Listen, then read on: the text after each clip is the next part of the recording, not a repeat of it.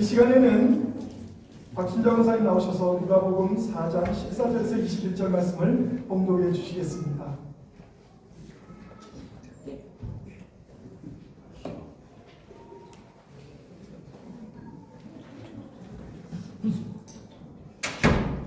예수께서 성령의 능력으로 갈릴리에 돌아가시니 그 소문이 사방에 퍼졌고 친히 그 여러 회당에서 가르치심에 무수 사람에게 칭송을 받으시더라. 예수께서 그 자라나신 곳 나사렛에 이르사 안식일에 늘 하시던 대로 회당에 들어가사 성경을 읽으시려고 서심해 선지자 이사야의 글을 드리거늘 책을 펴서 이렇게 기록된 데를 찾으시니 곧 주의 성령이 내게 임하였으니 이는 가난한 자에게 복음을 전하게 하시려고 내게 기름을 부으시고 나를 보내사 포로된 자에게 자유를 눈먼 자에게 다시 보게 함을 전파하며 눌린 자를 자유롭게 하고 주의 은혜의 해를 전파하게 하려 하심이라 하였더라. 책을 덮어 그 맡은 자에게 주시고 앉으시니 그 회당에 있는 자들이 다 주목하여 보더라. 이에 예수께서 그들에게 말씀하시되 이 글이 오늘 너의 귀에 응하였느니라 하시니라. 아멘.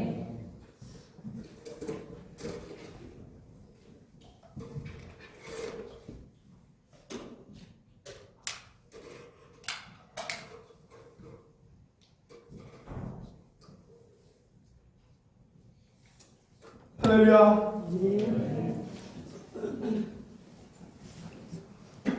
오늘은 누가복음 4장 14절에서 21절 말씀을 통해서 성령의 능력으로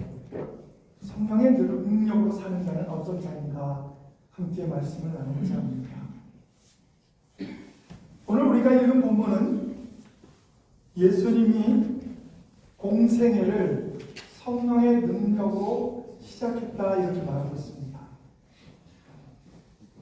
공생애 세례를 시작하기 바로 직전에도 예수님께서는 성령의 능력으로 광야에서 40일 동안 기도하신 후 마귀에게 시험을 바치신 것을 기록하고 있습니다. 그 후 예수님은 하나님이 주신 사명을 시작하시면서 성령의 능력을 힘입어 맡은 사명을 온전히 감당할 수 있었습니다. 그러므로 우리들도 성령의 능력을 힘입어 살아가야 온전한 신앙을 지킬 수 있고 믿음을 바르게 지킬 수 있게 되는 것입니다. 그렇다면 성령의 능력으로 사는 것이란 무엇을 말할까요? 내 뜻대로 살아가는 것이 아니라 오직 성령의 뜻, 즉 하나님의 말씀에 순종하며 살아가는 것을 말합니다. 그런데 요즘은 많은 성도들이 이러한 모습을 잃어버리고 살아가고 있습니다. 그러니까 예전에는 예수를 믿으면 그 지독한 예수쟁이들 이렇게 말할 정도로 예수 믿는 사람들은 많은 사람들이 강하다. 그 사람들이 뭔가 하겠다 그러면 이룬다. 이런 일들이 모든 사람들이 알고 있는 지식이었습니다. 그런데 지금은 오히려 예수 믿는 사람들을 세상 사람들이 불쌍히 여기지 않습니까? 왜 그렇습니까? 왜 그럴까요? 성령의 능력의 힘으로 살아가지 않기 때문입니다. 따라서 하나님께서 진정 기뻐하실 성령의 능력으로 사는 자의 모습은 성령의 충만함으로 모든 일을 감당하는 자일 것입니다. 성령으로 산다는 것은 하나님의 말씀에 순종하며 산다는 것입니다. 성령의 능력으로 산다는 것은 성령의 통치를 받고 온전히 그 통치를 받아들이는 자세로 하나님의 말씀에 자기의 모든 것을 복종시키고 순종하는 것을 의미하는 것입니다. 예수님도 자신의 뜻대로 광야에 나간 것이 아닙니다. 온전히 성령님에 이끌려 광야에 나가서 금식 기도도 했고 성령님에 이끌려서 사탄에게 시험도 받으셨습니다. 예수님조차도 성령에 따라서 성령의 인도하심을 받고 성령의 능력으로 순종하였다는 것입니다. 그렇다면 오늘 본문 누가복음 4장 14절에는 어떻게 말하고 있을까요? 예수께서 성령의 능력으로 갈릴리에 돌아가시니 그 소문이 사방에 퍼졌고 성령의 능력을 힘입어서 예수님도 40일 주야로 금식하고 성령의 능력을 힘입어서 사탄의 그 시험도 통과하고 승리했던 것처럼 오늘 성경은 성령의 능력으로 갈릴리로 다시 가셨다. 여러분이 잘 아는 갈릴리는요, 예수님이 자란 곳입니다. 그 갈릴리 안에 나사렛이라는 조그만 동네가 있는데 그곳에서 예수님이 자라셨습니다. 본 고향으로 돌아간 것이죠. 예수님의 본격적인 공생애를 시작하게 되는데 예수님의 공생애는 어떻게 시작되느냐? 세례 요한에게 세례를 받음으로 성령의 능력을 가지고 공생애가 시작됩니다. 그리고 예수님의 공생애의 마지막은 예수님과 함께 3년 동안 동행했던 제자들과 12제자들과 최후의 만찬을 하면서 예루살렘에서 예수님의 공생애는 십자가에 달려 돌아가심으로 모든 것을 마칩니다.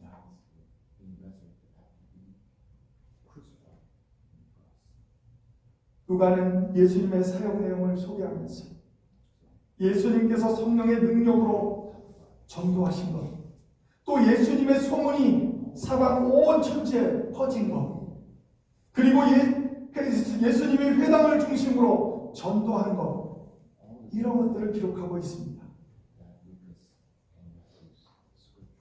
특별히 성령의 능력이 강조되고 있다는 말입니다. 즉 예수님께서는 성령으로 잉태된 분이시고 예수님께서는 세례 받으신 후에 성령으로 충만케 되었다고 성경은 말하고 있습니다. 그리고 이제 그 예수님은 성령의 능력을 덧입고 유대로부터 자기의 고향처럼 생각되는, 물론 태어난 곳은 베들레헴이지만 자기가 자라난, 오랫동안 자라났던 나사렛에서 그는 그곳에서 하나님의 능력 가운데 그곳에서 모든 것을 말씀을 증거하고 하나님의 영광 돌리는 일을 시작하기 위해 갈릴리로 돌아왔다는 것입니다. 지금도 하나님은 이와 같이 우리들에게 성령의 능력을 힘입고 살아가기를 원하십니다. 우리들이 성령 충만하여 성령에 이끌려 살아간다면 다가오는 모든 시험들을 우리도 예수님처럼 다 극복하고 승리하게 될 것입니다. 그러므로 하나님의 말씀에 순종한다는 것은 성령의 능력으로 살아가는 것을 말하는 것입니다. 그렇습니다. 하나님의 말씀은 살아있고 활력이 있어 좌우의 날선 어느 것보다 예리하여 혼과 영과 및 관절과 골수를 찔러 쪼개기까지 하며 또 마음의 생각과 뜻을 판단하여 모든 만물을 다 밝히 드러내는 능력이 있다고 합니다. 이러한 권능과 능력의 말씀에 순종하는 자세가 곧 성령의 능력으로 살아가는 자세를 말하는 것입니다. 그런데 우리의 모습은 어떻습니까? 한번 우리의 모습을 살펴보시기 바랍니다. 진정 성령의 능력을 덧입어서 하나님의 말씀에 순종하며 살아가고 있는지를 우리는 살펴보아야 합니다. 또한 성령의 능력으로 사는 자의 삶을 위해서 겸손한 삶을 살아갑니다. 예수님도 나는 온유하고 겸손하니 성령에 충만해서 살았던, 성령의 능력으로 살았던 예수님은 겸손하신 분이셨습니다. 우리들도 똑같이 예수님처럼 겸손한 자가 되어야 합니다. 성령의 능력으로 사는 자는 늘 자신의 부족함을 깨달아야 합니다. 그리고 자신의 죄에 대해서도 겸손히 하나님 앞에 회개해야 합니다. 우리들에게 하나님은 은혜와 긍휼을 베푸시고 의의 길로 인도하시는 분이십니다. 그러므로 이 은총에 항상 겸손한 마음을 가지고 주님을 섬기는 것이 성령의 능력으로 사는 자의 바른 자세라는 것입니다. 하나님은 통회하고 마음이 겸손한 자와 함께 하시며 그리하여 겸손한 자의 영과 통회하는 자의 마음을 살리시는 분이십니다. 항상 하나님은 겸손한 자와 함께 하셔서 그 마음에 충만한 은혜를 내려주시지만 교만한 자에게는 해망이라고 하는 멸망을 선고해 주셔서 그의 마음을 낮추신다는 것입니다. 성령의 능력으로 사는 그리스도인이 됩시다. 성령의 능력으로. 제가 오늘 좋아하는 복음성가 중에 하나입니다. 예수의 이름으로 나는 일어서리라. 즉 예수의 능력으로, 성령의 능력, 주가 주신 능력으로 나는 일어서리라. 원수가 날 향해 와도 쓰러지지 않으리. 주가 주신 능력으로, 주가 주신 능력으로, 주가 주신 능력으로 일어서리. 여러분, 우리는 성령의 능력으로 일어서는 자가 되어야 합니다. 성령의 능력으로 일어서는 자가 될 때 하나님의 은혜가 여러분과 저에게 흘러 넘칠 줄 믿습니다. 누가복음 4장 18절 오늘 본문에서 보면 이렇게 선포합니다. 주의 성령이 내게 임하셨으니 이는 가난한 자에게 복음을 전하게 하시려고 내게 기름을 부으시고 나를 보내사 포로된 자에게 자유를 눈먼 자에게 다시 보게 함을 전파하며 눌린 자를 자유롭게 하고. 이 말씀의 주어가 누구냐면 메시아 자신입니다. 21절에서 관련해서 생각해 보면 예수님 자신이 바로 메시아라고 밝히고 있는 것입니다. 이 메시아는 구원자라는 뜻입니다. 구원자, 우리를 구원하시는 분, 내가 너희를 구원하러 왔다, 이렇게 선포하고 있는 것입니다. 그런데 그분이 말하기를 주의 성령이 내게 임하셨으니, 예수님도 성령이 임하셔야 성령의 능력으로 모든 일을 할 수 있었다라고 말하고 있는 것입니다. 그러면 우리는 어떻습니까? 우리도 마찬가지로 성령의 능력이 임해야 되지 않겠습니까? 하나님께서 그의 택한 자들에게 기름을 부으신 목적을 보여주는 구절이 가난한 자에게 복음을 전하게 하시려고 내게 기름을 부으시고, 복음을 전하기 위해 예수님께 기름을 부어서 구원자로 삼으셨다. 즉 하나님께서는 가난한 자에게 복음을 전하게 하시려고 메시아를 보내셨다. 예수님과 같이 겸손한 분이셨습니다. 왕의 왕이신, 왕 중의 왕이신 예수님은 부자들과 권력가들과 또 제사장들과 함께 있어야 될 그런 위치에 계시는 분이신데도 불구하고 그는 오히려 낮고 천한 자들, 들에서 양을 치는, 자기 양도 아니고 남의 양을 대신 쳐주는 목자들, 이런 부족한 자들, 비천한 자들과 가난한 자들과 함께 하셨다는 것입니다. 그런데 여기서 가난한 자는 단순히 물질적인 궁핍한 자를만을 의미하는 것이 아닙니다. 이것은 하나님의 자비와 긍휼을 얻기 위해 하나님을 향하여 마음을 열은 자를 가리키는 말이기도 합니다. 예수님은 마태복음 5장 3절에 이런 자들을 가리켜서 심령이 가난한 자라고 말하고 있습니다. 즉 심령이 가난한 자가 천국을 소유할 것이다. 우리는 심령을 비워야 합니다. 심령이 내 것으로 가득 차 있으면 우리는 교만하게 됩니다. 겸손하지가 않습니다. 심령의 가난한 자는 바로 이와 같은 자라고 성경은 말합니다. 마지막으로 성령의 능력으로 사는 자는 그의 삶 속에서 많은 열매를 맺는 삶을 살아가는 자라고 하는 것입니다. 성령의 능력으로 살아가는 자는 항상 하나님의 뜻을 받들어 살아가기 때문에 신앙에서, 삶에서 아름다운 열매를 많이 맺는 자들이라는 것입니다. 가지가 포도나무에 붙어 있으면 아름다운 포도 열매를 많이 맺듯이 참 포도나무인 주님께 붙어 있는 그리스도인은 당연히 과실을 많이 맺게 된다는 것입니다. 우리들이 성령의 능력으로 살아갈 때 성령의 열매들을 많이 맺으면 그것은 하나님께 영광이 될 것입니다.